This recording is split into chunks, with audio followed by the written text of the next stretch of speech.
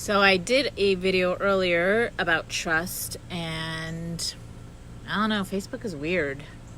So I'm just going to hang out a second and see if anybody shows up, because if no one's showing up, then something's going on with, I don't know, my Facebook or something, because I usually have like people pop on there. Okay.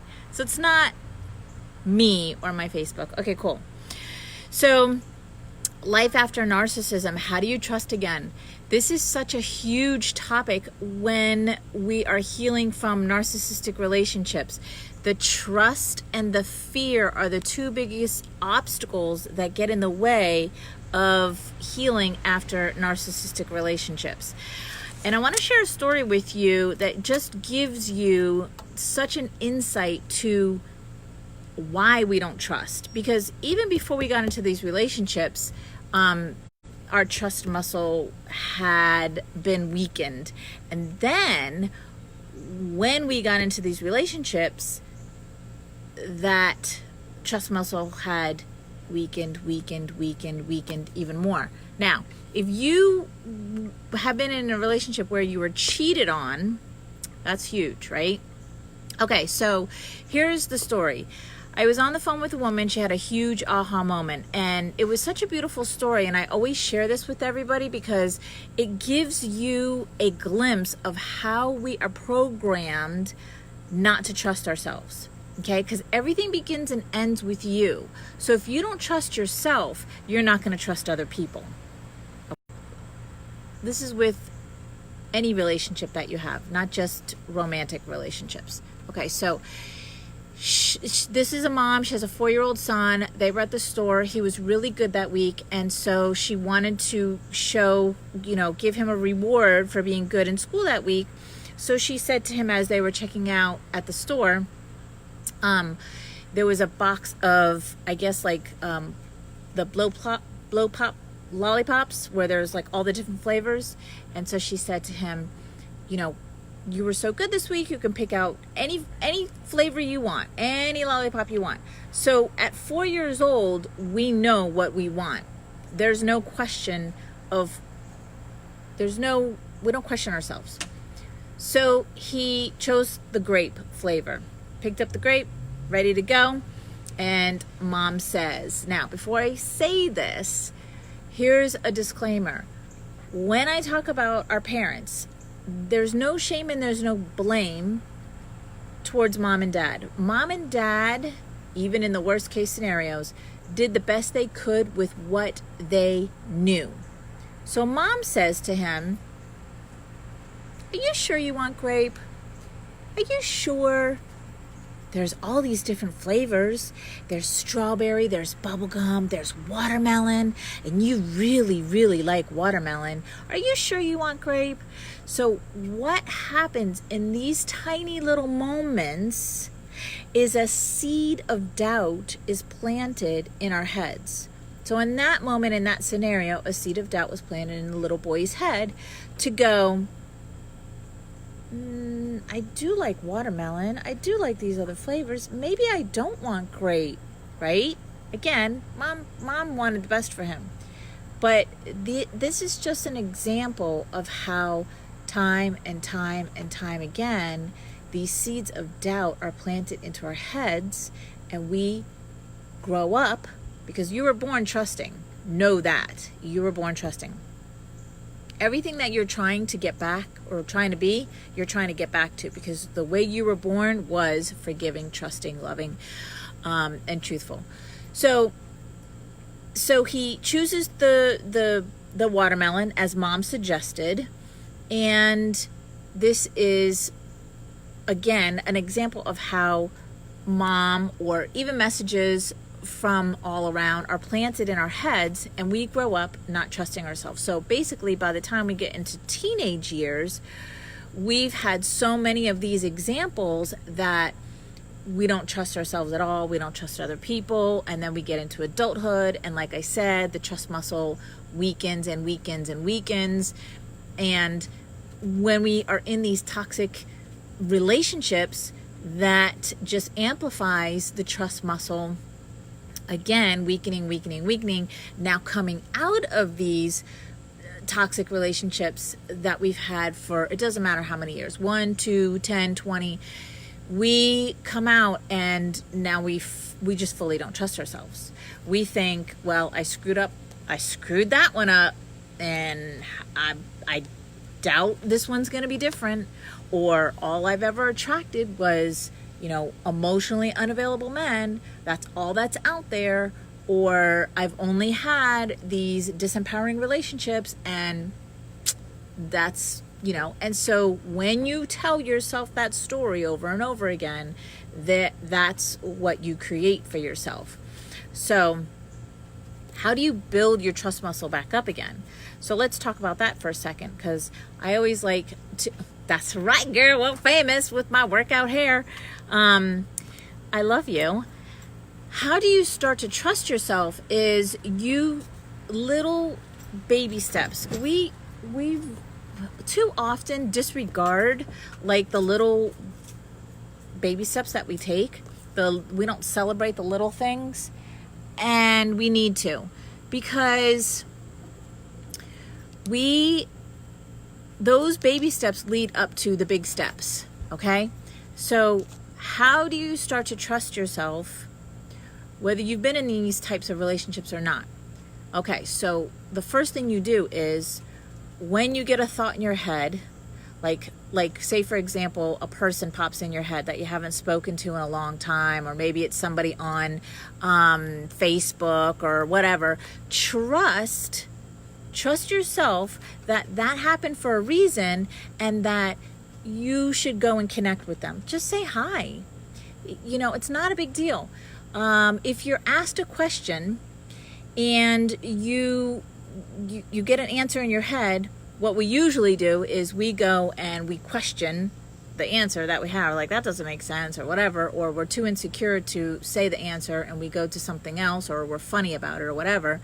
But these little baby steps of you trusting yourself is going to lead you to building up that trust muscle back up again. So if you're asked a question, whatever answer came up, say that. Say that. You never know when that's exactly what somebody needed to hear, or that's what they were looking for, or whatever. Being vulnerable with yourself, being vulnerable with the world is also another big trust factor, right? You're trusting that whatever I say is going to be received. You're trusting that whatever you say it's okay to say.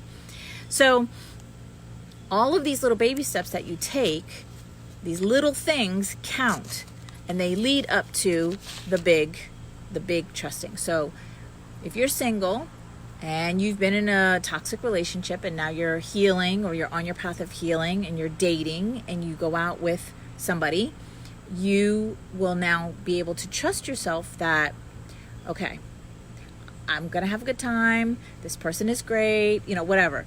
Not setting out the intentions of, what a waste. I don't even know. I'm just going to get drunk, or, whatever thoughts you may have. You start to trust yourself when you take these baby steps into the big leaps, right? Because when you start with the big leaps, those can be really scary. So I always tell people, like, get to the baby steps, and they count as well. So that's how you start to trust yourself. Remember, your trust ability is a muscle. And so if you are currently struggling and trusting in relationships and trusting yourself, just know that it's just like when you go to the gym. The muscle's been laying dormant. It's still there.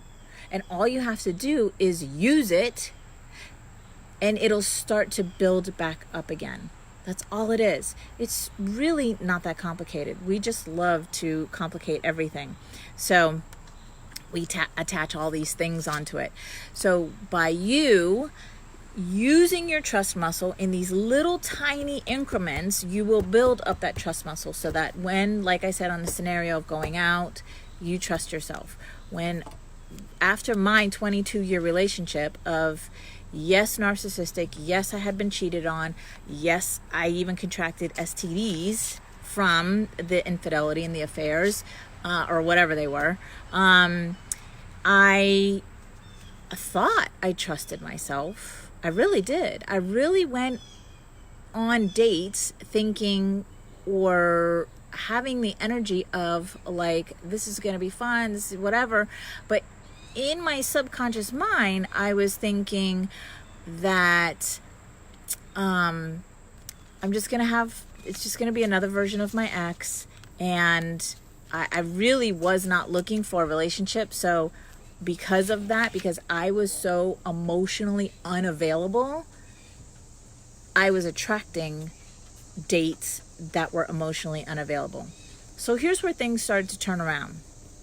Okay, so if you follow me, you know my story, that after 22 years, I felt like I had been let out of prison.